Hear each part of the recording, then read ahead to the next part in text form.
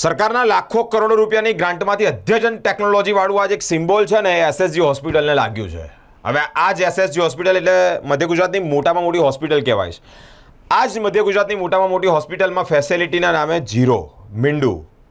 કારણ કે દર્દીઓને જે તકલીફ પડી રહી છે તેવી જ તકલીફ દર્દીઓના સગા સંબંધીને પડી રહી છે. મિત્રો, એવા વિઝ્યુઅલ એવા દ્રશ્યો સામે આવ્યા છે કે ડ્રેનેજનું ગંદુ પાણી અહીંયા હોસ્પિટલમાં બહાર રોડ પર વહી રહ્યું છે.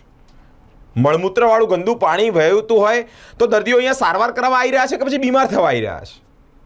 દર્દીઓની સાથે સાથે થોડા સમય પહેલાં પેલો વિડીયો બહુ ચગ્યો હતો કે જમવાના જે બાદ છે, જમવાનું જે વસ્તુ છે, કન્ટેનર છે, એમાંથી કૂતરો રોટલી લઈને ભાગી ગયો. તો આ તો પ્રાણી સંગ્રહાલય છે, હોસ્પિટલ છે કે પછી કંઈ સમજ જ નથી આવતું.